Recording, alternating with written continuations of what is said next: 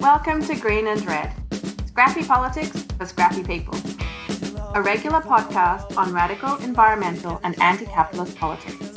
Brought to you by Bob Bazanko and Scott Parkin.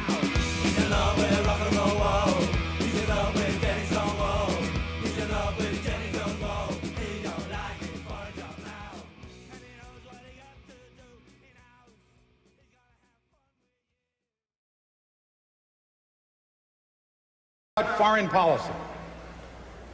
They said that they would make us and the whole world safer.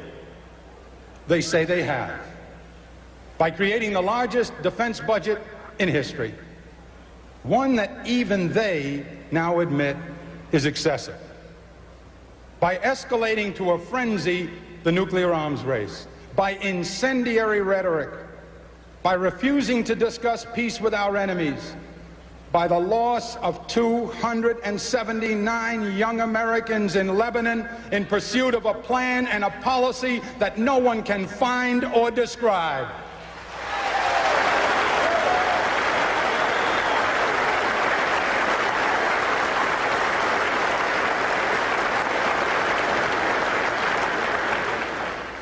We give money to Latin American governments that murder nuns and then we lie about it.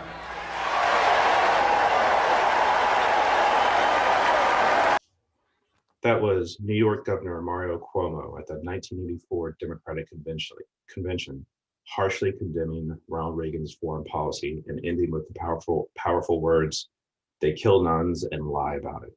It's rare to hear that kind of attack on foreign policy, but the events in El Salvador were particularly brutal. And today, Green and Red podcast will commemorate the 40th anniversary of the events that prompted Cuomo's harsh words. The December 2nd, 1980 murder of 3 nuns and the lay missionary by US-backed military officers in El Salvador. And also the December 4th, 1969 murder of Black Panther leader Fred Hampton by Chicago police. The theme is clear: state repression at home and abroad, the way the people who run the country will get rid of people who stand in the way of their interests. I'm Scott Parkin in Berkeley, California, and I'll be talking about Fred Hampton. But first, we'll have Bob Bazanko discuss the events of December 2nd, 1980 in El Salvador, in the largest context of the American role in bloodshed and terror in that country. Welcome to Green and Red. Thanks, Scott.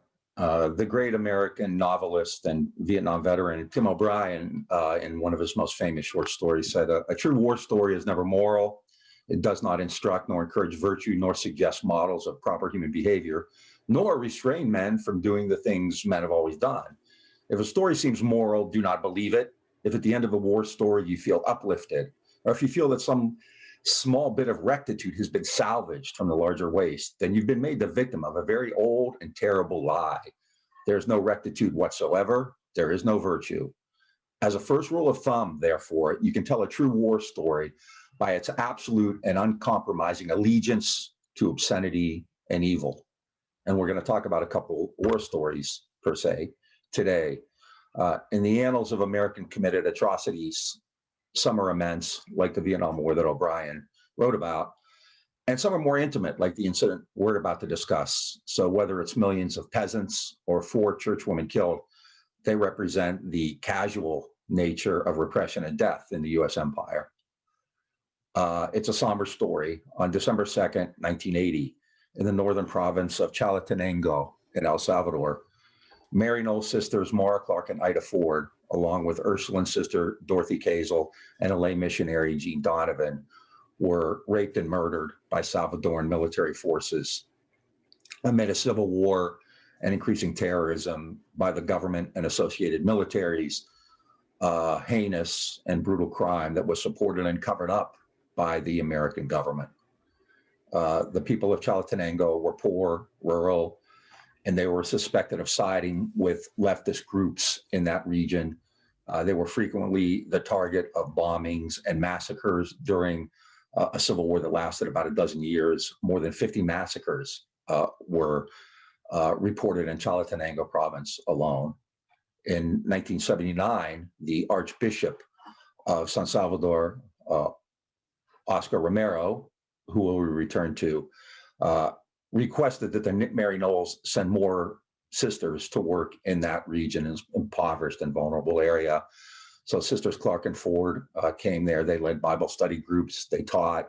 Sister Kazel and lay missionary Donovan lived elsewhere, but they went to Chalatenango often. They brought food, medicine, and they sometimes would bring wounded children from these various attacks back to get medical attention and safety. Everybody knew it was dangerous in that area. In August of 1980, Jean Donovan wrote in her journal that she had been, driving down the road and seen helicopters and trucks and soldiers, all this really massive military presence.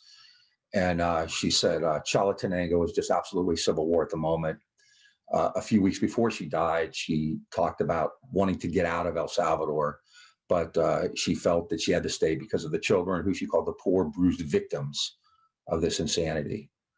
On December 2nd, Sisters Clark and Ford were coming back from a conference in Managua of Mary Knoll Mary Knoll religious order. Managua, of course, had had a revolution just a year earlier, which brought in a socialist government, the Frente Sandinista, the Sandinista government. And immediately the United States, took actions to try to get rid of the Sandinistas. So these nuns were kind of caught up in this larger context of this insurgency in Central America. So Ford and Clark were returning from this conference in Managua. Kazel and Donovan went to pick them up at the airport in San Salvador. The nuns were under surveillance by the National Guard. They had been for some time. And the commander of that unit ordered them to go out, change uniform, and then apprehend the nuns. The flight landed at about 9 p.m. Witnesses said around 10 p.m. They saw a vehicle stopped. The guard took these women to a secluded area, beat them, raped them, and murdered them. Later, peasants said that they saw the vehicle that the women were driving, a van, on fire. And then the next day, they were found, the 4 women were found in a ditch, dead and brutalized. Those murders occurred in a civil war that would become a revolution, and it was increasingly violent. The government and paramilitary forces were attacking, in particular, human rights workers, like the sisters, peasants, and anti-government rebels. And they were working on behalf of the Salvadoran oligarchy, which was closely tied to U.S. interests. And El Salvador, like much of Central America in the 70s and 80s, was really important to the United States, especially after late 1980. In El Salvador, General Carlos Humberto Romero, who was a military official, won an election in 1977 that was fraudulent.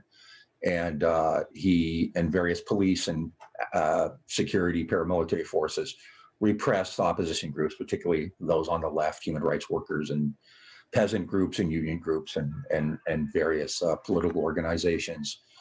And they went after priests who were politically active on behalf of the poor and student groups and all these other various kind of groups on the left. And this in turn prompted more rebel groups to take up arms against the state. Romero himself was ousted in a coup in 1979 by what were considered moderate military forces who just continued the repression, ramped up the violence. And one of the main targets, and this is a very well-known episode as well, was Archbishop of San Salvador, Oscar Arnulfo Romero, who had always been actually considered fairly conservative and was not really involved in politics other than kind of, taking care of the poor and the kind of typical stuff. Remember when we talked to Jack Downey a few weeks ago about Catholic worker, there's that tradition in the Catholic Church. And on March 23rd, 1980, Romero gave a sermon, and he was talking about the repression in El Salvador. And at the end, he said, "No soldier is obliged to obey an order contrary to the law of God. In his name and in the name of our tormented people who have suffered so much and whose laments cry out to heaven, I implore you." And he screams, "I beg you, I order you, stop the repression." It's really powerful. And the next day, as Romero was celebrating Mass, when he finished his sermon, a car stopped in front of the chapel. Gunmen jumped out and shot and killed him on the altar. So it's incredibly brutal. Now that seems really an amazing incident, but in fact, it wasn't as unusual in Central America. Throughout the later 70s, the idea of liberation theology was gaining popularity throughout that region. It contained the idea that the gospel taught that the church should give the poor preferential treatment, and it should resist the oppressive power of the wealthy. And that was a really important idea in the Sandinista Revolution of 1979. And in fact, the Sandinistas had two priests, Ernesto Cardenal and Miguel Descoto, in the cabinet. The Vatican and Washington, D.C. were alarmed by the political nature of the church and attacked liberation theology as a communist ideology. Pope John Paul II reprimanded Romero before his murder. But then Romero was killed and everything became a lot more intense. That fall in October of 1980, the right-wing terror was escalating. So several groups from the left joined together to create the FMLN, which would be the force, that really fought those next 12 years of revolution and civil war. The Farabundo Martí Liberación Nacional, which was a Marxist group. It paid homage to Farabundo Martí, who had been a revolutionary who was murdered in a 1932 massacre where about 30,000 peasants were killed by Salvadoran planters. So the FMLN was established in October, and then one of the pivotal days in this entire period was Tuesday, November 4th, in 1980, because on that day, Ronald Reagan was elected president, and the U.S. and the United States and Salvadoran oligarchs felt like they were unleashed. They were ecstatic. They were partying. They were joyful. And then on just a few weeks later, the three nuns and Donovan were killed. And it was clear that these Catholic activists in El Salvador were being targeted. Jimmy Carter was in the last days of his presidency. He was kind of handcuffed by the hostage crisis in Iran, so wasn't really able to do much. He had cut off aid to San Salvador. The U.S. ambassador in El Salvador, who is kind of unique in this because it's a rare instance where an American official actually kind of comes across as a good guy, was Robert White, who had been a holdover from Carter. And he was aghast at what had happened, and he was aghast at the support that the oligarchs had given to Reagan, and they assumed that now they were free. They wouldn't have to worry about, the kind of scolding that Carter was giving to them. And Reagan said, "We believe that the government of El Salvador is on the front line in a battle that is really aimed at the very heart of the Western Hemisphere and eventually us." So Reagan is now throwing down and saying El Salvador is part of a larger rebellion that is aimed at the United States. El Salvador in the 1980s had a population of 5 million people. It's 8,000 square miles, which means just about as big as New Jersey. So that was now kind of the centerpiece of this Latin American Cold War. It was the place where the United States would show the Soviet Union that it was still the world's greatest power. Particularly loathsome in this also is one of Reagan's key foreign policy advisors, who then became the ambassador to the United Nations, Jeane Kirkpatrick. And if you lived through the 80s, you remember Kirkpatrick well. Even after White described to her the situation in El Salvador and told them that the conflict was local, it was caused by government repression and these class problems with workers and peasants, Kirkpatrick and the Reagan administration continued to say it was government, it was outside interference from the Soviet Union, from Cuba, from the Sandinistas. And the new administration just didn't relent on anything White said, and they rejected any idea that it was a homegrown revolution. And Kirkpatrick went further. She actually blamed the 4 women for their murder. She said, "It's a reminder that people who live by the sword die by the sword." The nuns were not just nuns. They were political activists. We ought to be a little more clear about this than we actually are. They were political activists on behalf of the Frente, and somebody who was using violence to oppose the Frente killed these nuns. When asked if the military and government was involved, she said, "The answer is unequivocal. No, I don't think the government was at all responsible." Al Haig was Reagan's first Secretary of State. And he said, he excused it too. He said, perhaps the vehicle the nuns were riding in may have tried to run a roadblock, or maybe accidentally was perceived to have been doing so. And there may have been an exchange of gunfire. So the nuns were shooting as well, right? El Salvador was soon receiving $2 billion in foreign aid, most of it military. It was, this small country as big as New Jersey, the third largest recipient of American largesse in that era. It had the third biggest embassy staff in the world by the early 1980s. Despite that, humanitarian groups and the Democrats, which had a spine at the time, were really outraged. And the Reagan administration couldn't get political or public support. In February of 1981, the State Department put out a document called Communist Interference in El Salvador, documents demonstrating communist support of the Salvadoran insurgency. It was called the White Paper on El Salvador. It laid the burden for the rebellion on Moscow, Havana, and Managua, and it was widely derided. Nobody bought it. Haig tried to get Ambassador White, who was still there in San Salvador, to say that there was no proof that the military had done the killings of the 4 church women and that the government was conducting a serious investigation, and White refused. White knew that 2 of the ranking military officers in El Salvador, General Jose Garcia and a notorious, brutal, horrible individual, a terrorist, Colonel Carlos Vides Casanova, who became really notorious throughout the 1980s, were involved in planning the murder and covering it up. And they were in the higher echelons of the Salvadoran military. Haig forced White's hand, so White resigned, which is rare. And on his way out, he said, I regard it as an honor to join a small group of officers who's gone out of the service because they refused to betray their principles. That doesn't happen very often. A few Foreign Service officers resigned in Vietnam. A few did at the beginning of the Gulf War, but it's Ann Wright, notably, but it's not typical. Despite the killings of the nuns and continued massacres, the most notable occurred in late 1981, at a village called Amazote. The Atlacato military battalion, which had been trained at the School of the Americas, the notorious School of the Assassins at Fort Benning, Georgia, saw a slaughter in which 700 civilians were killed. Mazote wasn't a Catholic area. It was not involved in liberation theology. It was not involved in the war. It was politically neutral. It was actually evangelical Protestant.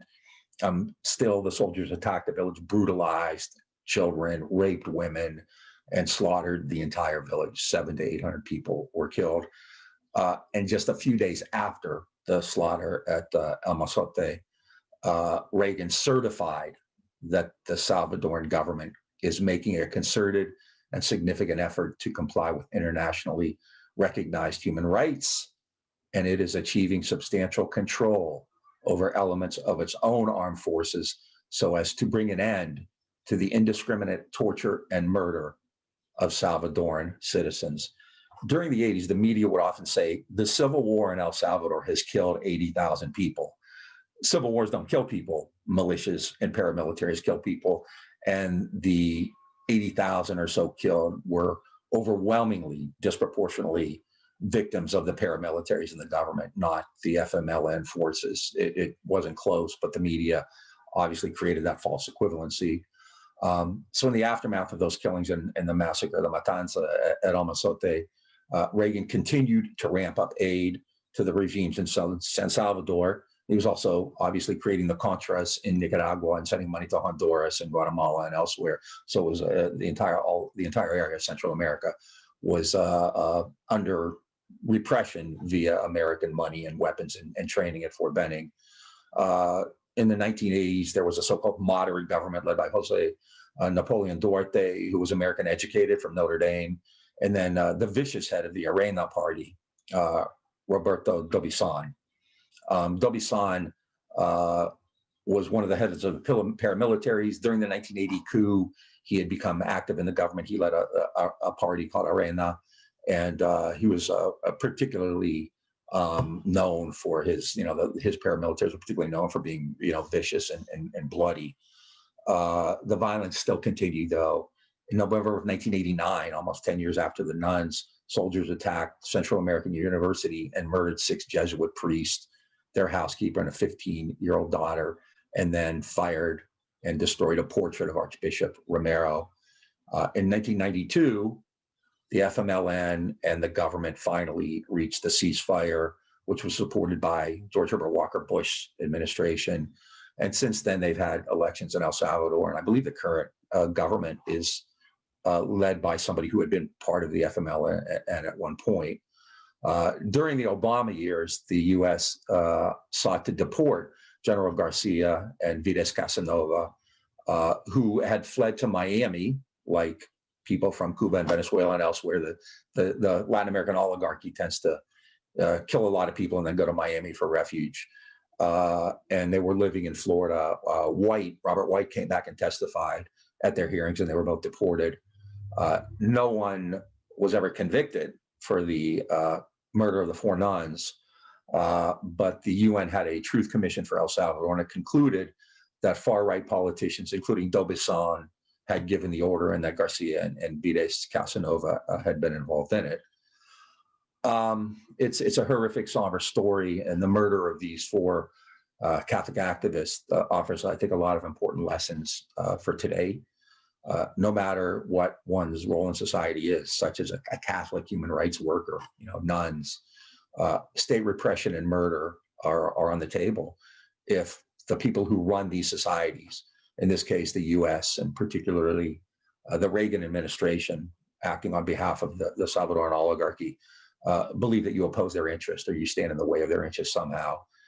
And I think it's also important because as liberals have spent 4 years condemning Trump as this horrific departure from traditional norms, and you have like the Lincoln Project say that he's not representative of what the Republican Party has traditionally stood for.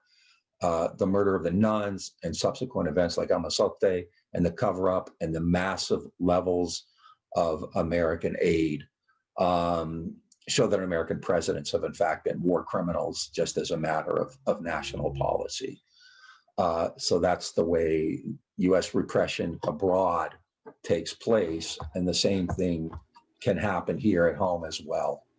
And Scott, I know you have an equally bleak and somber but instructive tale to tell us. Yeah.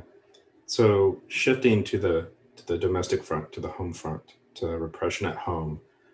This week is the 51st anniversary of the assassination of Black Panther leader Fred Hampton and Mark Clark, who was also killed at the same time that Hampton was killed.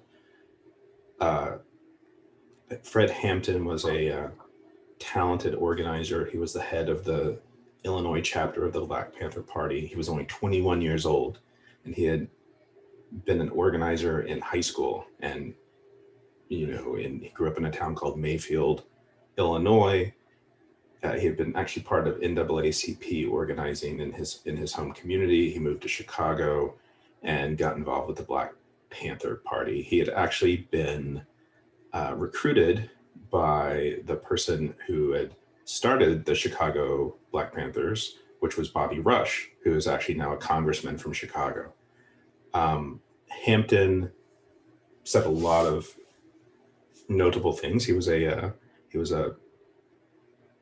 fiery speaker. He was a talented organizer. He could move crowds. When Rush said that when he had met him that he knew that he was the person to get into the Chicago chapter, to the Illinois chapter, because he was such a passionate and intelligent and powerful speaker and leader. Hampton, I'm just going to say one of Hampton's quotes is, "We don't think you fight fire with fire best. We think you fight fire with water best. We're going to fight racism, not with racism, but we're going to fight with solidarity. We say you're not going to fight capitalism with Black capitalism. We're going to fight it with socialism. We've stood up and said we're not going to fight reactionary pigs and reactionary states attorneys like this and reactionary states attorneys like Hannah Rand with any other reactions on our part. We're going to fight their reactions with all of us getting together and having an international proletarian revolution." And besides being a Black Panther, Hampton was also a revolutionary socialist and very much brought that into his work in organizing in Chicago. He actually co-founded an alliance of radical groups called the Rainbow Coalition. It was the original Rainbow Coalition, and it included the Young Lords, which was a Puerto Rican group. It included the Young Patriots, which was identified as a neo-Confederate group, but it was predominantly like white people from Appalachia who had a radical analysis. It also included some street gangs, which actually were a big part of life in the inner city in Chicago. Just to take it back a little bit, I'm going to talk about the Black Panthers really quickly, whereas the Chicago chapter was just one chapter. The Black Panthers actually were founded here in Oakland, just a few miles from where I am right now. They originally called themselves the Black Panther Party for Self-Defense, later changed names to just the Black Panther Party. They were founded in 1966, and it began as an open carry armed patrol in Oakland, monitoring the Oakland Police Department, which still has a notorious reputation as being for police brutality and police murder. But they began as an open carry armed patrol in Oakland, monitoring the Oakland Police Department and challenging police brutality. Just 4 years later, they had chapters across the US, in the UK, and Algeria. In 1970, at its height, the Black Panther Party had 68 offices across the US and other parts of the world and had thousands of members. And besides the sort of self-defense aspect of their work, they also instituted community programs like the Free Breakfast Program. They opened up health clinics. The one in Oakland is actually still open and operating. Sarah Koster, who was on with us last week, actually mentioned that. But they had, tests and treatments for things like sickle cell anemia, tuberculosis, and then later HIV and AIDS.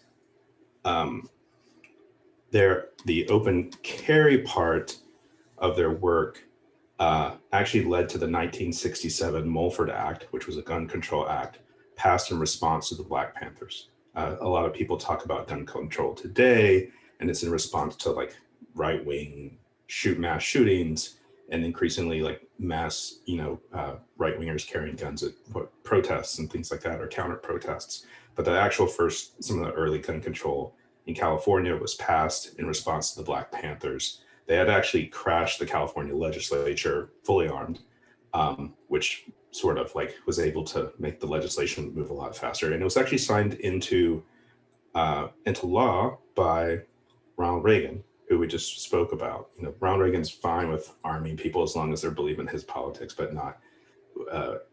not in arming people if they don't agree with his politics.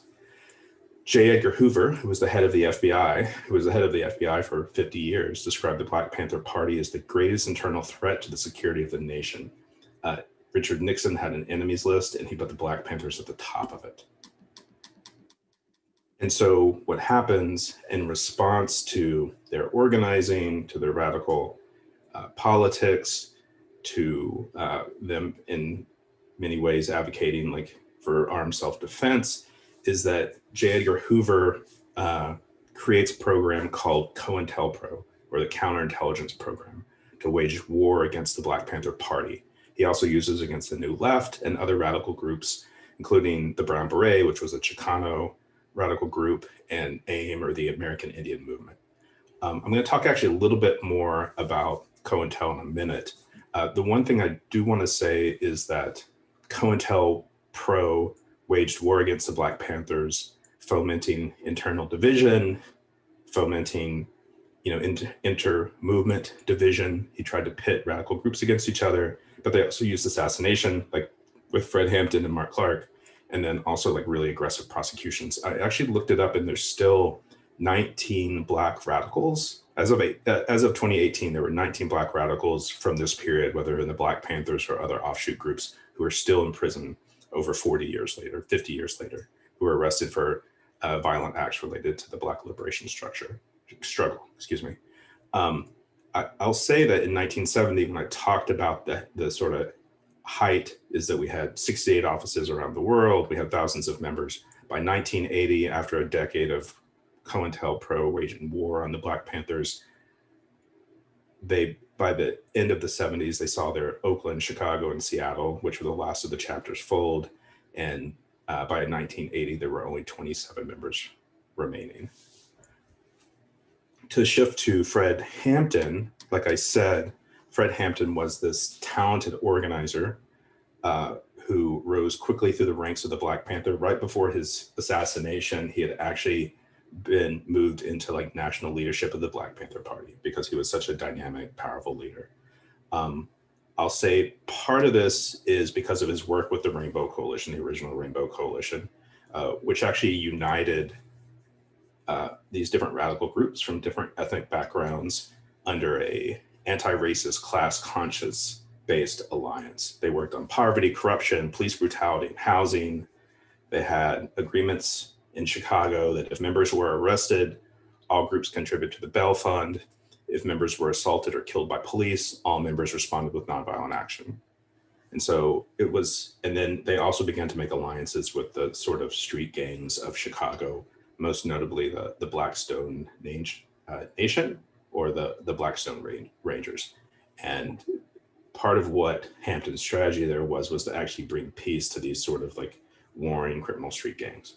And that alarmed the FBI greatly because, you know, that could actually lead to what we would call today like autonomous zones, like zones where we don't need police, where we don't need the government coming in and telling us what to do because, you know, the community is governing itself. And that was very alarming. That, you know, that sets a very concerning precedent for the people, for people in power. So COINTELPRO, the FBI, working with the Chicago Police Department, and there was a special unit run by this guy Hannaran that Hampton talked about called the Racial Matters Special Prosecution Unit. It was also an extrajudicial police unit.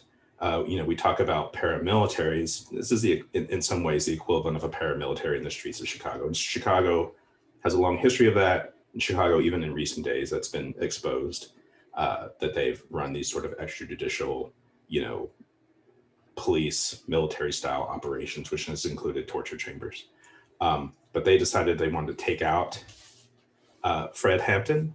There was actually an FBI informant in Hampton's inner circle named William O'Neill. And so the night of Hampton's murder, they were living in a 4-bedroom apartment in this neighborhood in Chicago. There were a number of people who were staying in the apartment, including Hampton and his 8-month pregnant fiance, Deborah Johnson, who now goes by Akua Njeri. But O'Neill made the dinner and he actually drugged Hampton's drink with barbiturates. Now, the other thing to note about Hampton is that he never drank or used drugs. And when I'm going to get into the kind of assassination, some of the details of the assassination here in a moment, but like two different autopsies found barbiturates in Hampton's system, even though he never drank or used drugs.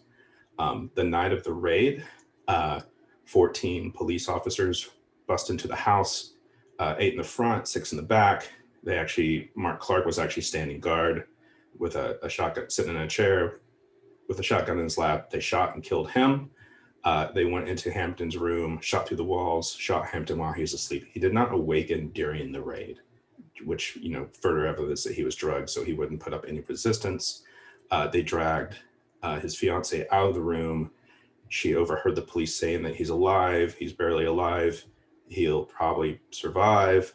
And so then she heard two more shots. And then she heard one of the police officers say, he's good and dead now.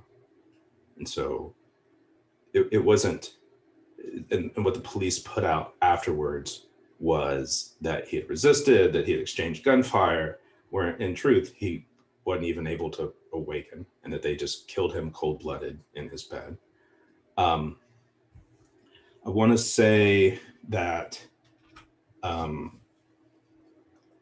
Hampton's murder had a huge impact on the community, and there was a huge, I would call it a backlash, and not just like in radical circles in Chicago, but also in like what we would consider more like mainstream liberal circles. And that also happened nationally.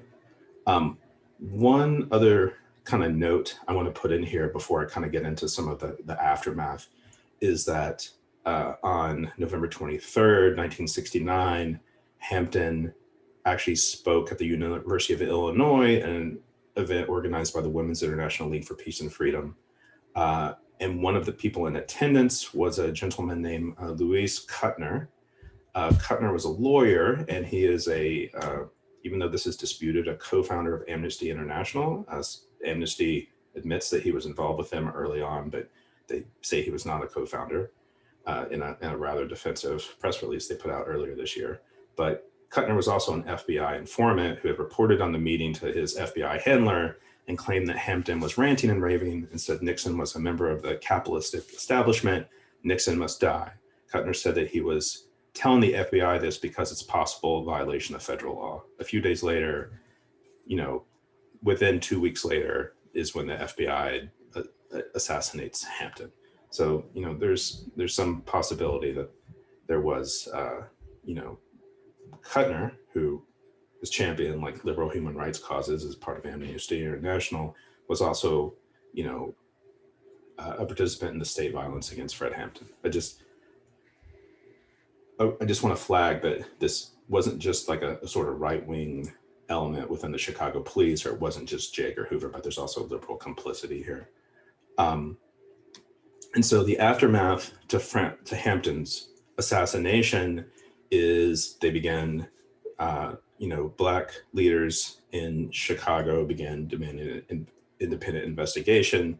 This included the NAACP, the Congress on Racial Equality, the American Jewish Committee. There was actually an Afro-American Patrolmen's Association who also joined in the call for an independent investigation, as well as the United Auto Workers. After the assassination of Hampton, there's actually a lot of like what I would call like struggle and response from the community. Over 5,000 people attended Hampton's funeral. We saw protests in New York and Chicago from like New Left groups. There were national mobilizations in support of the Chicago Black Panther Party. And then there was also national Black leadership began to call for an investigation, which led to actually a tour of Hampton's apartment and a large, well-attended town hall community members with Black members of Congress, which included like Adam Clayton Powell, who was the congressman from Harlem and who, was a leader in the community at the time. They also, Bobby Rush, who's now a congressman, who was also a co-founder of the Chicago Panthers with Hampton, was actually arrested. And so when he negotiated with his lawyer to turn himself in, and a crowd of 5,000 joined him when he went and turned himself in. And so this has led to a lot of stories over the last 50 years. There's actually a documentary from the early 70s called The Murder of Fred Hampton, which actually plays out the forensics and all the sort of facts and proofs that Hampton did not exchange gunfire, that he wasn't even awake, and that the Chicago police, cold-blooded murdered him. The other part I want to just mention, I don't want to just mention it, I want to talk about this with this, is that it wasn't just a Chicago Police Department operation. It wasn't just this special unit in the Chicago Police, the Race Matters unit, but it was also an FBI unit, an FBI operation.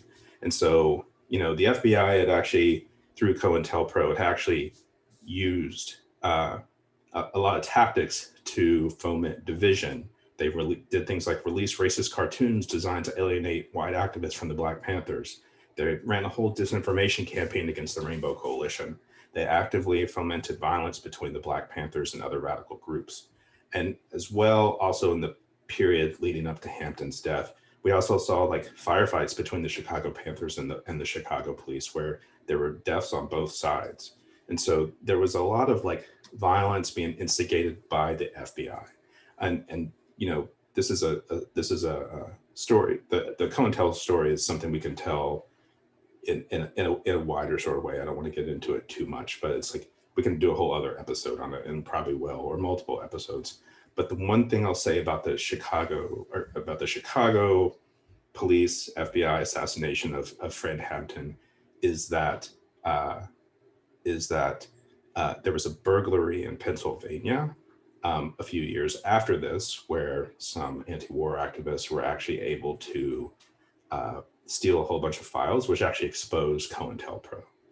Because up until then it was secret. And on the Fred Hampton front, they actually found in the files floor plans of Hampton's apartment and evidence of a deal brokered between the FBI and the Deputy Attorney General, someone from the Nixon Justice Department, who actually they wanted to conceal the FBI's involvement because it would have been too scandalous, especially in the aftermath, especially with national attention being shown on the assassination of Hampton. The other thing I'll say is the legacy of Hampton is that he is still a cultural icon in Chicago. There's all through particularly Black neighborhoods in Chicago, there's memorials to Hampton, there's statues, there's busts, and Hampton, just like kind of reading through the sort of cultural legacy, groups like Rage Against the Machine, Gil Scott-Heron, all basically sing in their music about Fred Hampton.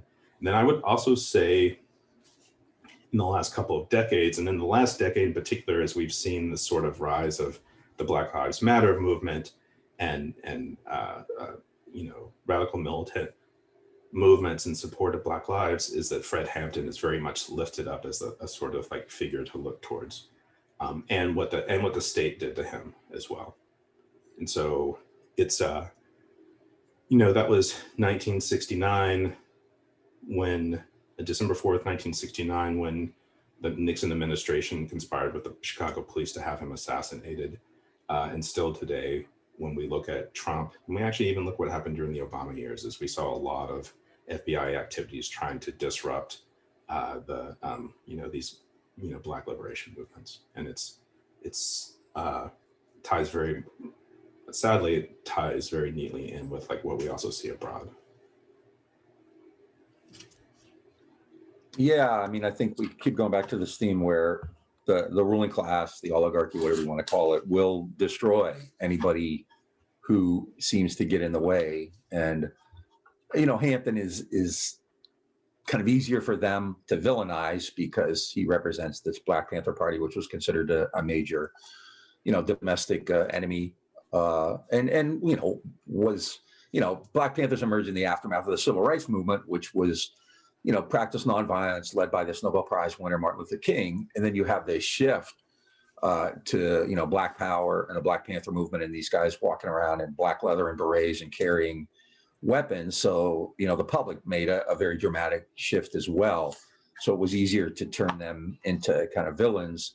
But, and you would think, well, you can't do that to 4 nuns. But in fact, in El Salvador, they did. And listen to what Jeane Kirkpatrick said. I mean, it wasn't really significantly different than what people like Hanrahan were saying about the Black Panthers as well. I mean, the nuns were more like their dupes, but still the idea there is that these nuns were actually enemies of the regime there, a regime that was receiving all this support from the United States. So, I think sometimes we forget the role that coercion and force and violence play in repressing dissent, because there's a lot of, the ruling class has countless strategies to do that. It has the media, it has culture, it has all kinds of things to do, but it also has violence. And, we kind of saw that played out recently when the activist from Portland, Michael Reinhold, was killed, where federal agents just apparently walked up and just blew him away, and that was what they did to Fred Hampton, and that's what happened to the nuns in El Salvador. And so you have, this really kind of casual approach to getting rid of people you consider problematic, and whether it be in Milai or El Masote or wherever, drone striking a wedding party in Pakistan, it's just kind of a casual way of approaching this, like Fred Hampton and Mark Clark or any of I think something like 30 Black Panthers were killed during that period and by federal agents or local police forces. joint task force. We call them the joint task force now. Yeah. But that's what it was then as well.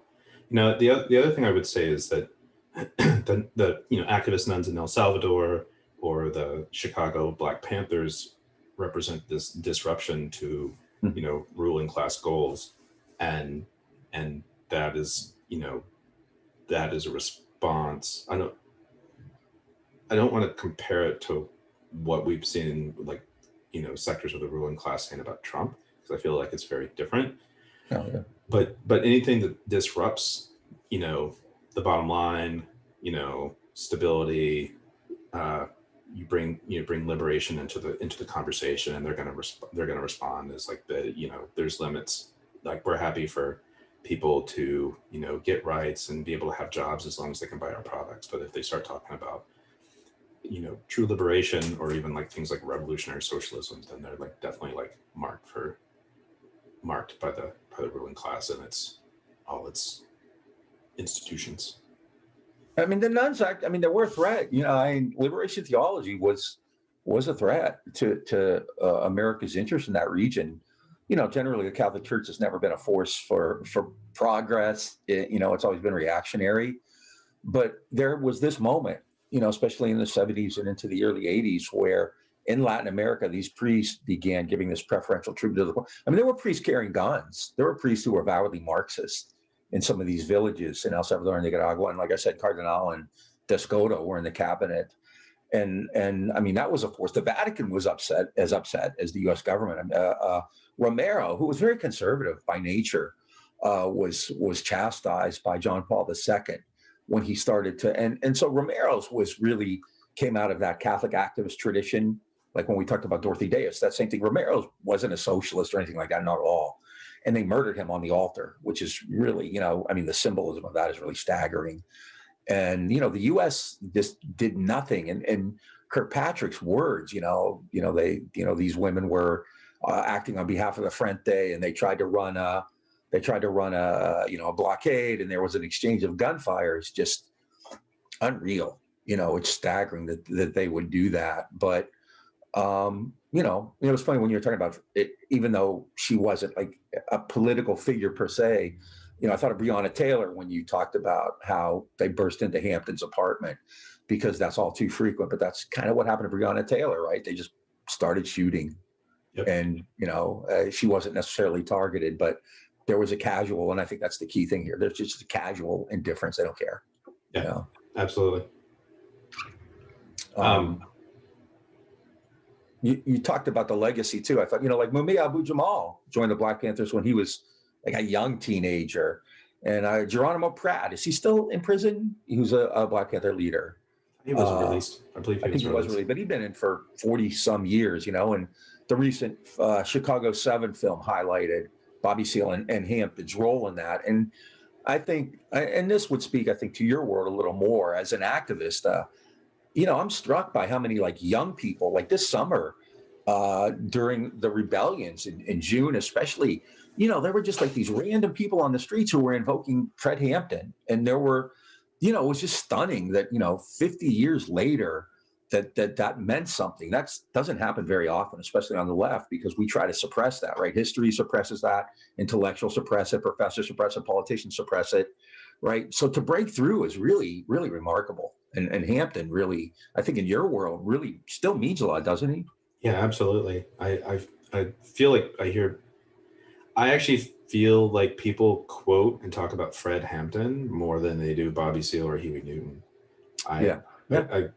He definitely represents, first of all, he represents a shining light that was snuffed out too soon.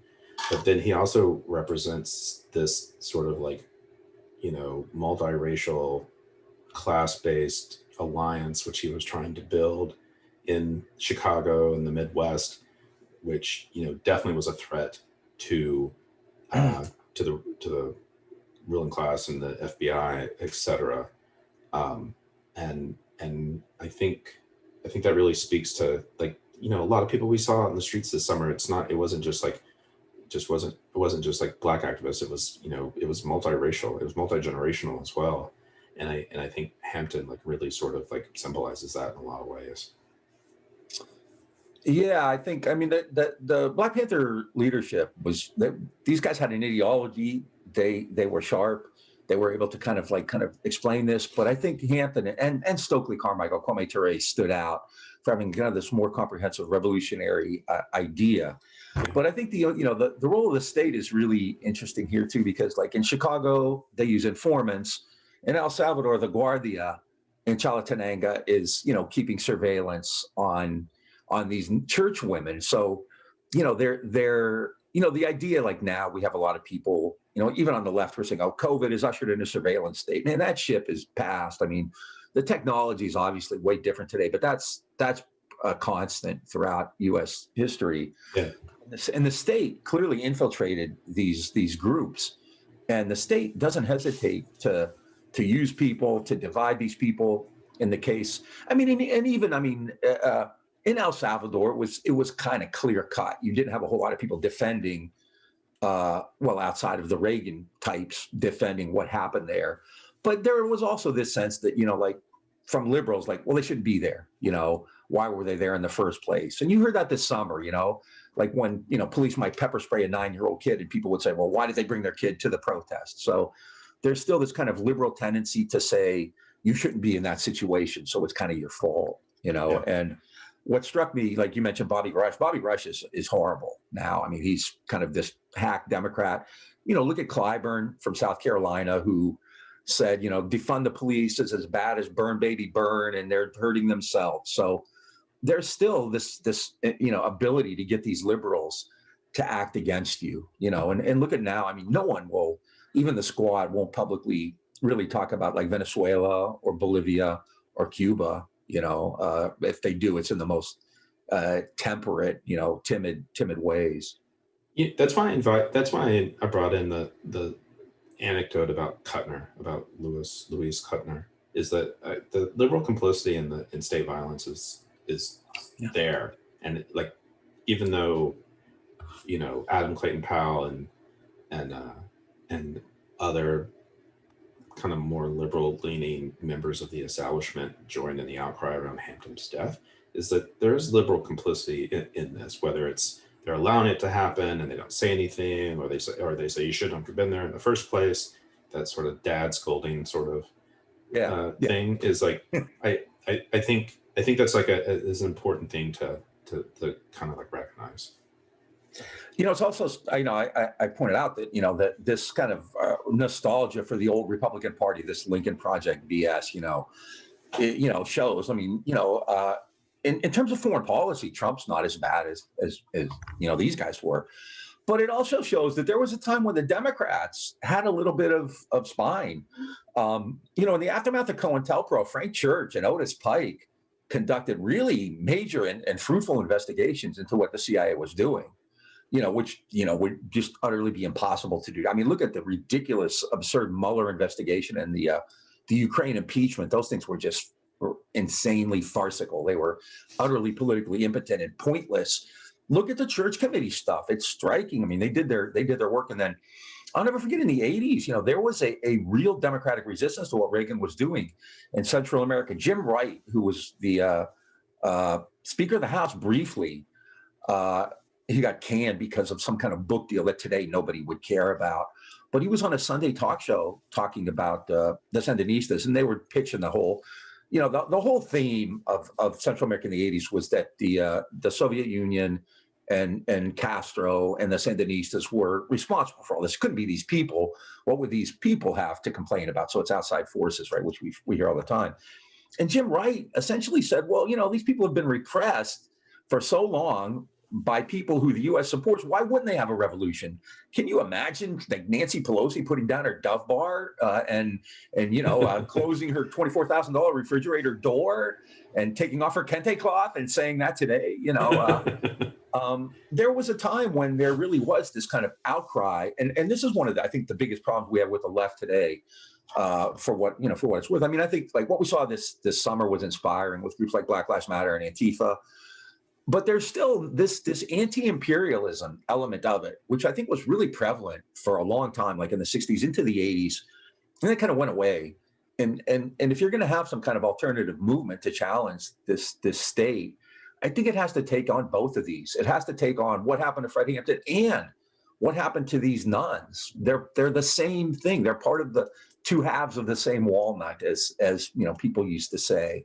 And you can't talk about how horrible it was, to kill this guy, in his bed, Fred Hampton, or how horrible it was that they did to these poor nuns. They're the same. You can't just talk about one separate from the other. And as activists, I think that's important as well.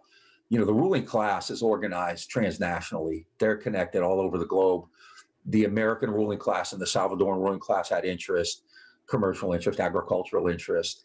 The Salvadoran military was trained at Fort Benning at the School of the Assassins. And so people have to have those same kinds of transnational alliances, and because their interests are far closer and more closely connected as well. Yeah, absolutely.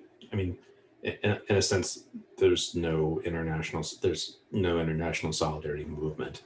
There's small pockets where people talk about Iran or Venezuela or et cetera, but where, maybe it was 9/11, maybe it was something else, but definitely there's no appetite for that in what we would say are left movements, the left movements that we saw kind of grow up in the 2010s, like the Occupy, Ferguson, Standing Rock movements.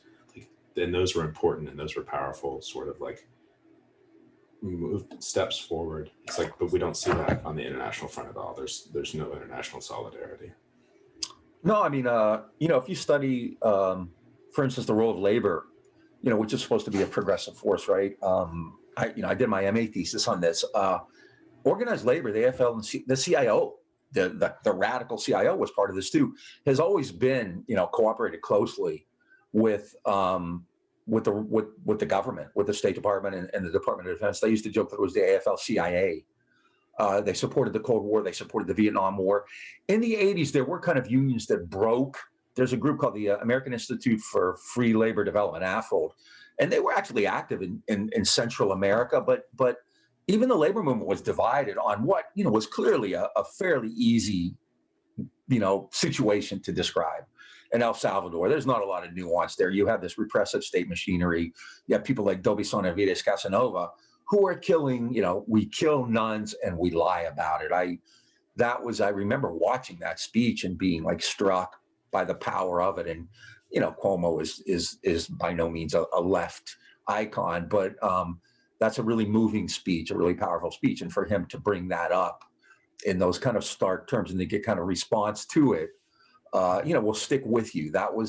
This was a national argument in the 80s.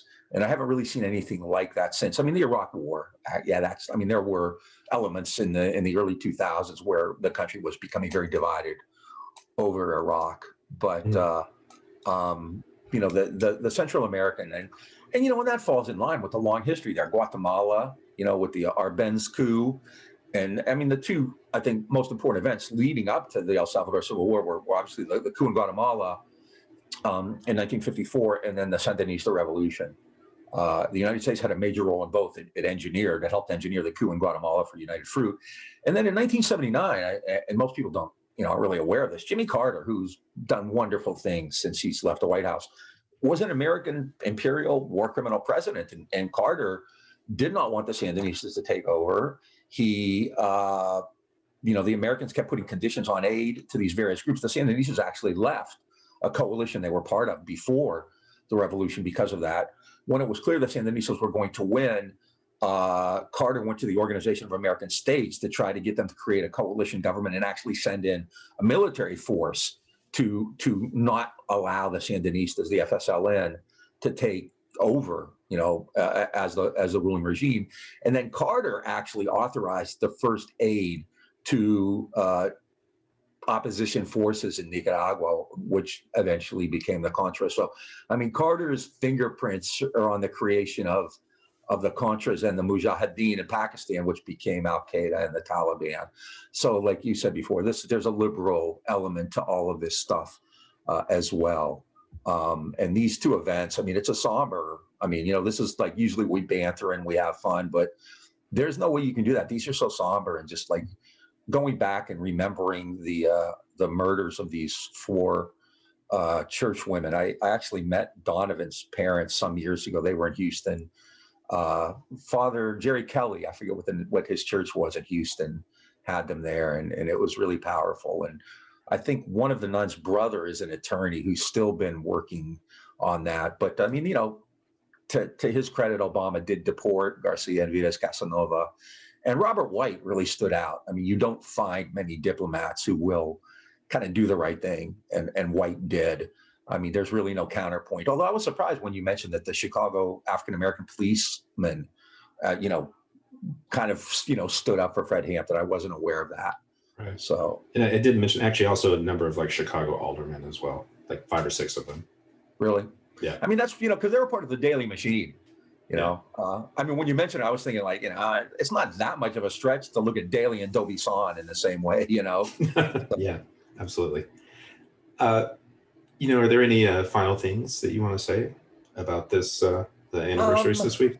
Yeah, I mean, it's bleak, but I don't think we can pretend this stuff doesn't happen and that it isn't real and that it's not still occurring today. And I mean, 2020 has shown that police, what George Floyd was, in many ways more horrific, right? Because Floyd is just a bystander. He just, by bad luck, happened to be in the same space as Darren Chauvin and ended up with a knee on his neck for almost 9 minutes. So, just again, the casual nature, you bust into somebody's apartment and you shoot them 14 times, or you run these nuns off the road and you brutalize them and then kill them. So I think we have to be aware that, Trump, as odious as he is fits well into a framework that includes, you can't find people, I think, more different personally, more ex-presidents, more different than like Carter and Trump. But as presidents, they're kind of working the same game.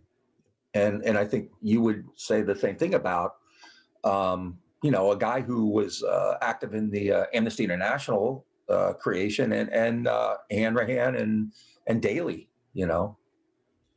Yeah, I mean, I think that's the important thing, is that there's a framework and they all work within that framework. Whether they're nice people who go build houses for homeless people, or whether they're, billionaire reality TV stars who only care about themselves. It also speaks, one last thing, because I was thinking about this when we were talking, because in the 60s and 70s, especially with regard to the Vietnam War, there were these concepts that were really talked and discussed a lot, called either revolutionary violence or revolutionary morality. And I think that, the left is often caught up into this idea, and this kind of comes from the Martin Luther King, Malcolm X dynamic as well, where it has to denounce any group that is not acting in what it considers the proper way. And I know, like, a lot of people, would denounce the military, but then they would obviously denounce the FMLN as well. And they would say, like I said earlier, the Civil War killed 80,000 people. The government killed probably 70 or 75,000 of those people. And so I think that, that issue of revolutionary morality is really important there, because not everybody has the same, standards and is in the same dynamic. And so what the Black Panthers were doing, and notice they were called the Black Panther Party for Self-Defense, is very different. I think the left and liberals have to understand that too, that you can't have these blanket denunciations of people who are living in these incredibly dire and terrifying and dangerous circumstances. And so, in El Salvador and in Chicago and in Louisville and in Minneapolis and Portland, Charlottesville, there are some, really ugly, violent right-wing groups out there. And, we can't just say, you have to, you know what I mean? So it's Trump's comments after Charlottesville, after the murder of Heather Hires, where he's like, there's good people on both sides, talking about anti-fascists and fascists, is like that false equivalence. Well, and after Michael, he was giddy after Michael Reinhold was just ambushed and killed by federal agents, right, rather than, without any warning. So yeah, it's I think people have to understand the nature of violence, and not all violence, not all violence. People in those movements will say this isn't really violence, But I think there is this kind of concept of revolutionary morality that we have to kind of contemplate as well, because, Trump will be gone, but the problems aren't going away. I mean, the circumstances and the conditions aren't changing really at all. So, but I hope people, kind of think about this and contemplate it a little bit. It's somber, it's bleak, it's terrifying, but it's reality, and we ignore it at our own peril. So.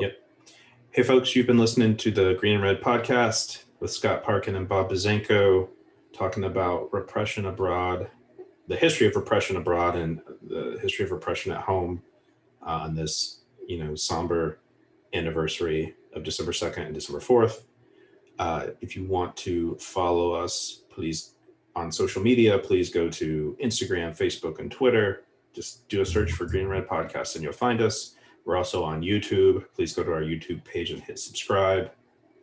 And if you want to become a donor, go to our Patreon page at patreon.com/Green Red Podcast. And then if you want to just make a one-time donation, go to our website at greenandredpodcast.org. It's been good talking to you. I hope everyone is doing well. Thanks.